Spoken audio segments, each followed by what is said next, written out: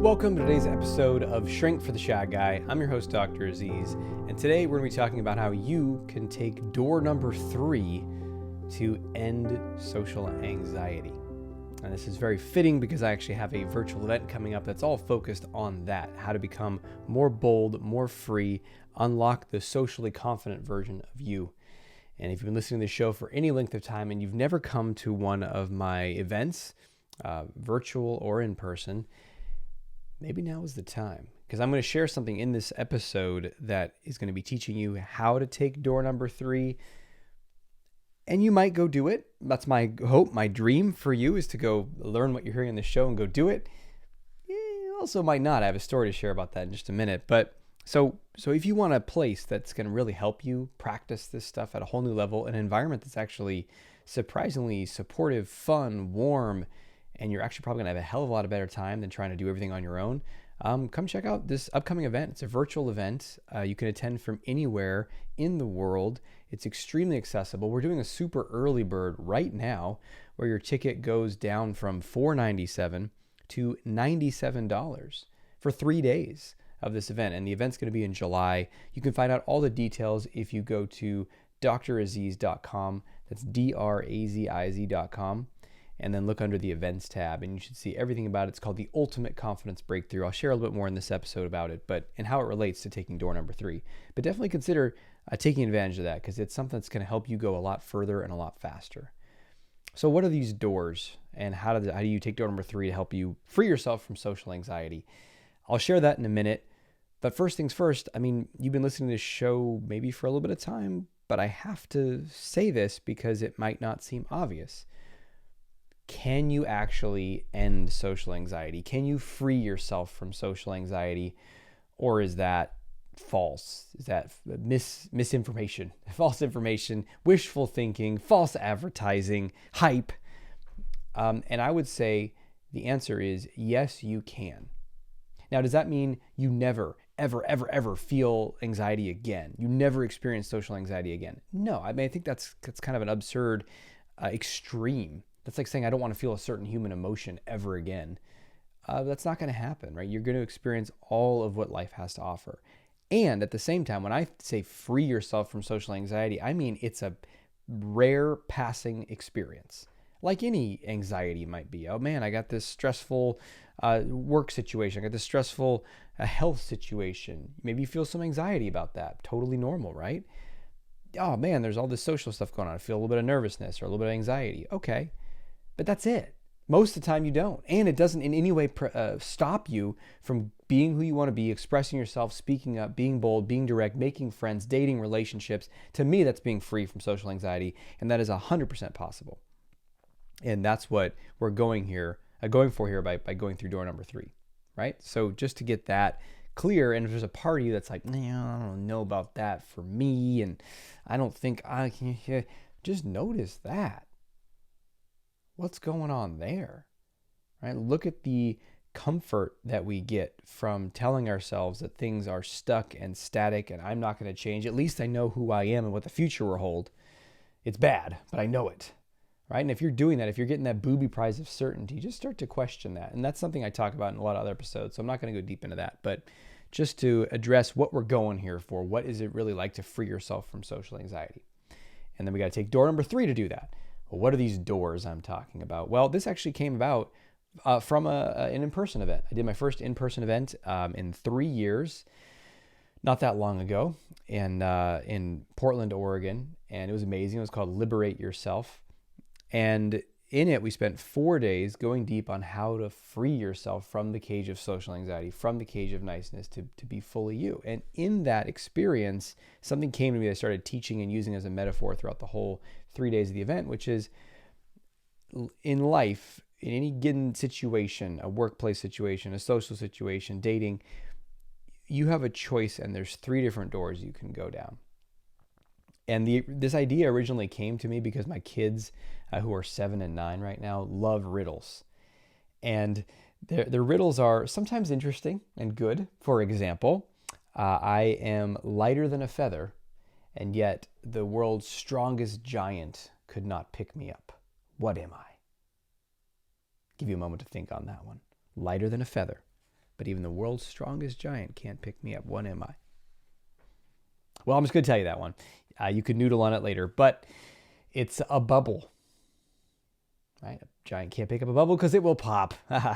Okay, anyway, my kids love these riddles, but some of them are absurd and don't make sense. My kids are making them up. They don't have accurate answers, or they have like 10 different answers, but it's not the answer they're thinking of. But anyway, so I got this idea of, and one of the riddles they came up with was there's 3 doors to go down, and behind one door, you're trapped, you have to escape, let's say, and behind one door is a huge swimming pool of piranhas you'd have to swim through. Behind the next door is lava that you somehow have to like jump across without burning yourself, and the third door is got a bunch of saber-toothed tigers behind it. Which door do you choose to free yourself? I'm not going to let you sit in suspense for too long. The answer is door number 3, because saber-toothed tigers are extinct. These are good, huh? I could do this all show. No, but I'm not going to. Don't worry, for both of our sake.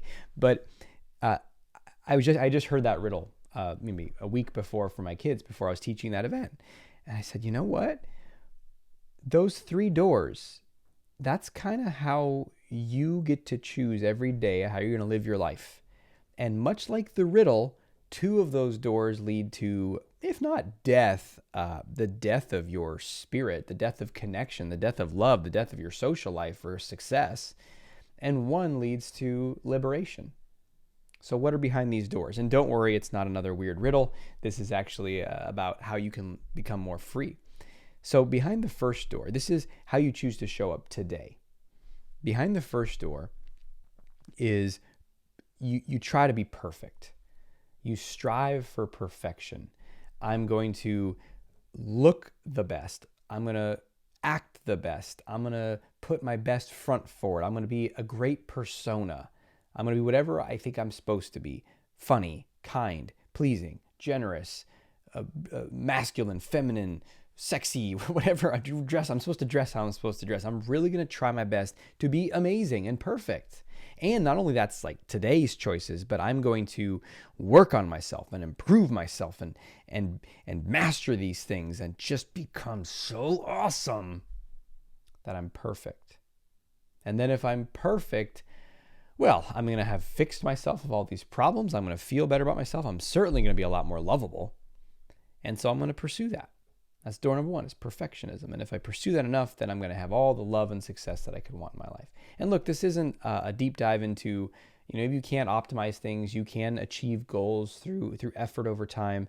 No, I'm talking about I'm going to be this idealized version of me. You know what I'm talking about? Whatever that version is for you. The one who's always witty and always funny and never has anything in their teeth. That's the perfect version. And so many people, and you might have done this, you go through life trying to be this way, trying to appear this way, and ultimately maybe trying to even be that way until lousy life shows up and shows you that you're not that perfect version. What the hell, man? Maybe you do have something in your teeth.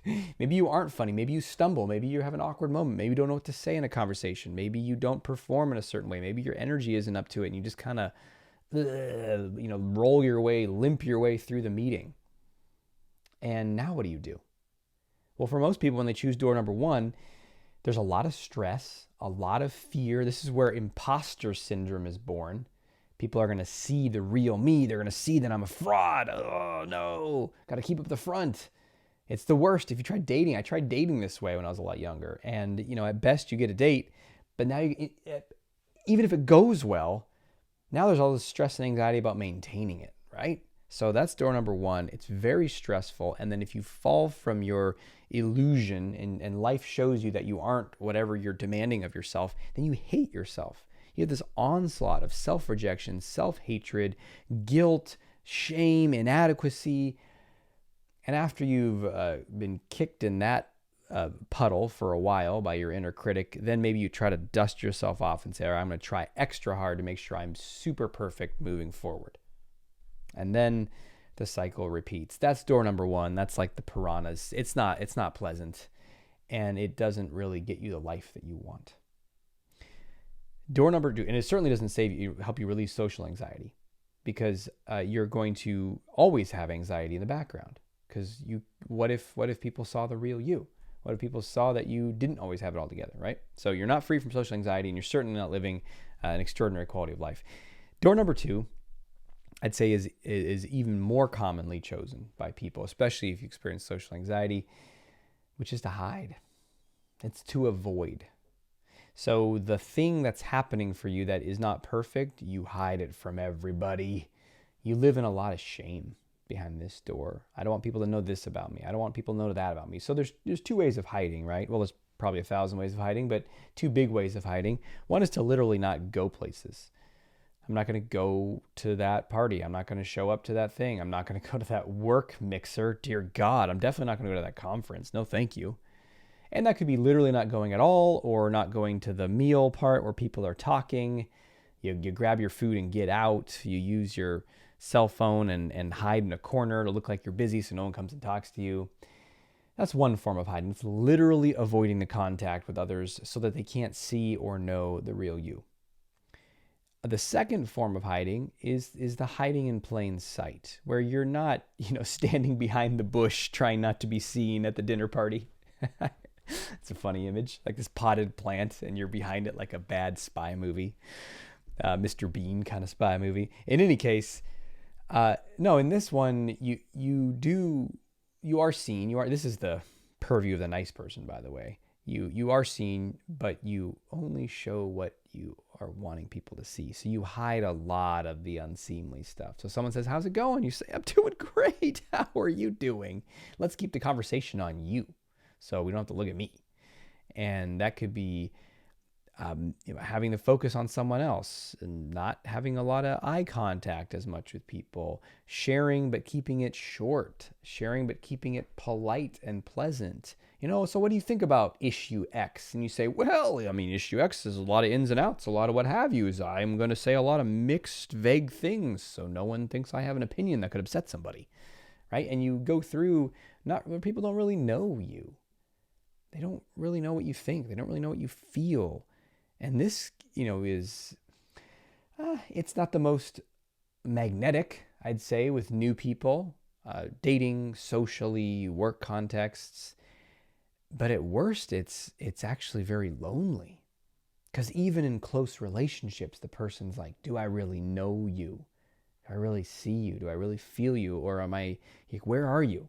Can't really get a sense of this. And sometimes people have been living this way so long that they'll get feedback from their partners. Like, I feel like it's hard to connect. They're like, what do you mean? I'm right here. We just did something together yesterday. I don't know what you're talking about. But the truth is, it's because you're hiding so much. You're not fully there. That's door number 2. That's the lava. Also kind of depressing, very depressing. And look, you don't have to just pick one of these doors. You could sometimes pick door number 2, sometimes pick door number 1. But neither door is getting you the life that you want. And it's certainly not freeing you from social anxiety, because door number 2, avoidance equals anxiety. In life, avoidance equals anxiety. When you avoid something, you're going to become more afraid of it. Your brain is going to interpret it as more of a threat, or else why would you avoid it? And so you avoid it, and then now it's more scary in the future, so you avoid it again, double hard, and the cycle continues. And then if you do that long enough, it can entrench into a way of being, into a personality. And you might even say, I'm a private person. I don't like to let people get that close to me. Maybe you even form ideas of like people are untrustworthy. And so I have a reason not to share myself with people. And look at that person over there. And look what happened when this person was over there. I tried to be open with my spouse, 30 years ago, and we divorced. And that showed me that I can never trust anyone again. And so you might have all these crusted stories and identities built upon it. And all the while, your life is passing by, another week, another month, another year. Are you really alive? And that's what door number 3 is about. And if you really want to take door number 3, I'm going to share about it here with you. But stay tuned in a minute. I want to talk more about that virtual event coming up, because that's really what we're going to be doing together, is taking door number 3. So what is door number 3? That thing that you don't want people to see, you share it. The talk where you might give a mistake, you give it, and maybe you make a mistake. The emotion that you think is unsightly, you let your partner see it. You tell them, I'm feeling stressed out. I'm feeling irritable. I'm feeling pouty right now. I'm hurt because of this or that. You let people in. You let people know you. You let yourself be seen. And look, when you hear me say that, you might be like, oh yeah, duh. Brene Brown talked about vulnerability. Everybody knows that. But are you living it? Because if you just heard it in a freaking TED Talk, you don't know it. You know it. You can see the effects of if you're knowing it or not in your life by what kind of relationships you have and how much anxiety and social anxiety you experience. Because the more you let yourself be seen and known, which is taking door number 3, the better you'll feel about yourself, the better your self-esteem, self-compassion, and being on your own side, and the less social anxiety you'll experience. And this isn't just some theoretical hope or idea. This is based upon decades of experience working with clients and guiding them through, encouraging them, creating environments that support them in taking these risks for themselves. So it's not just taking my word for it and having some concept, it's an actual change in your experience. And so there's a gentleman who at the event stood up and shared something. And it was about an exercise. We do my events, virtual or in person, are very experiential. I don't want to just talk at you for 3 days. I want you to do and experience things so you really feel the change in your own experience. And so anyway, we did something, and there a lot of feeling was coming up for him. And so he stood up and he was sharing, and it wasn't even that, I would say, deeply, shamefully vulnerable or something. It was just like, whoa, I'm feeling a lot right now. I'm feeling emotional, I believe was the word he used, which is a very high level descriptor of what you're experiencing, right? It's not the most raw and real. It's just saying, I'm feeling emotional right now. And you could hear it in his voice too. He sat back down. Other people shared.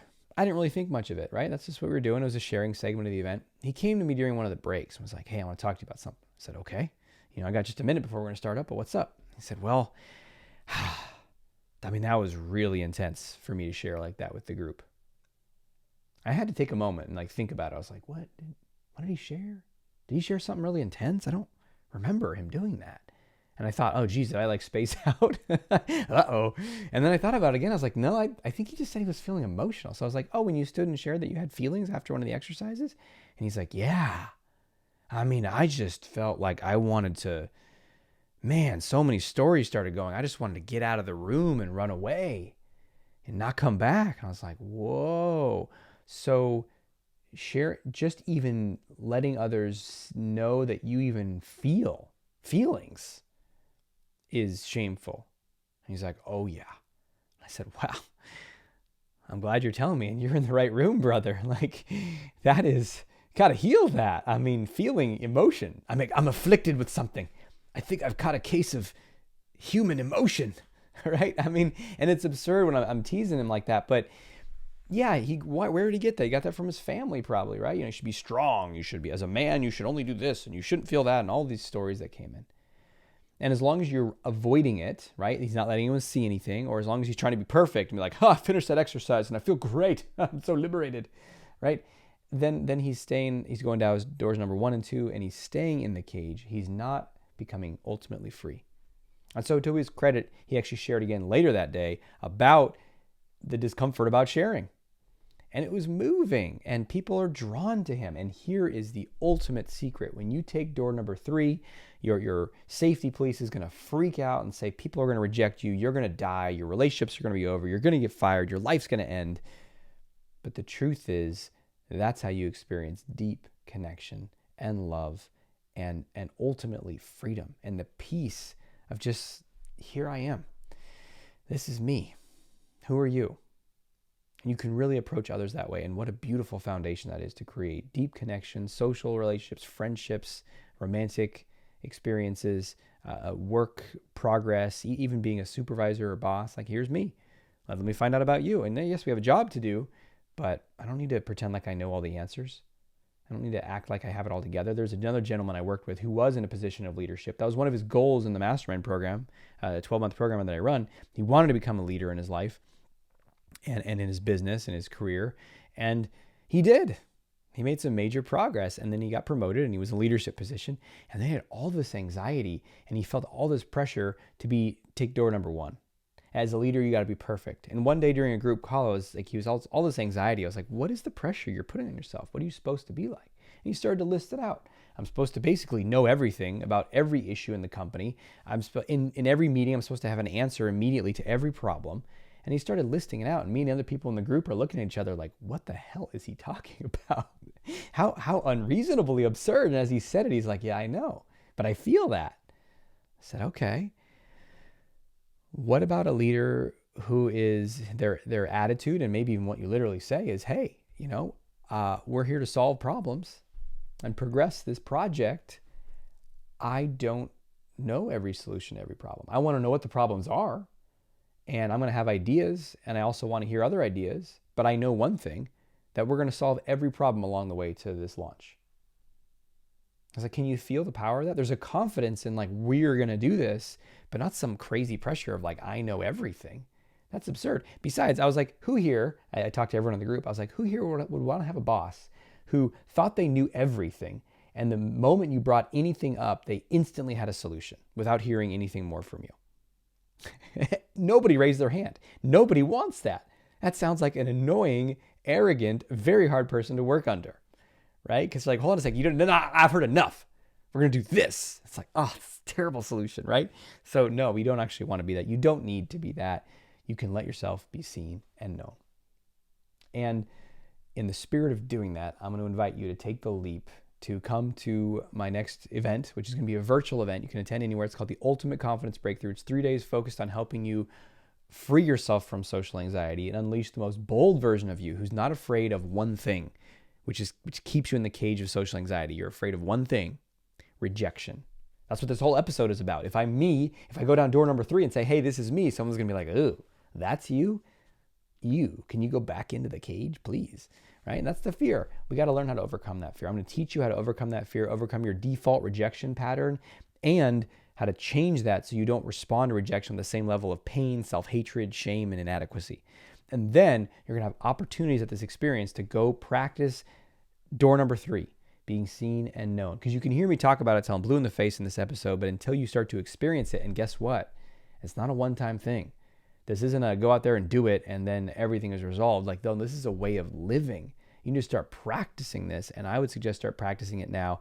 And the sad truth is, a lot of people, you might hear this episode and it becomes theoretical and you dabble a little bit. But if you really want to make a transformation, I would encourage you to take the leap. Join me in the room. It's a hell of a lot more fun, a hell of a lot easier than lone wolfing it.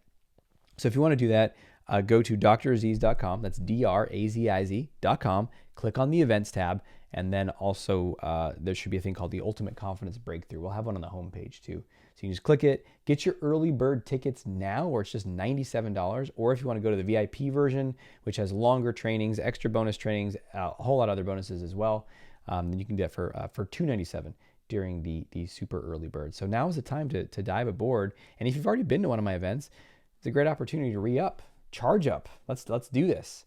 So speaking of doing things, it's time to take action. Now, maybe joining the event is your action step, but let's say you wanted to apply what you're learning in this episode. It's time for your action step.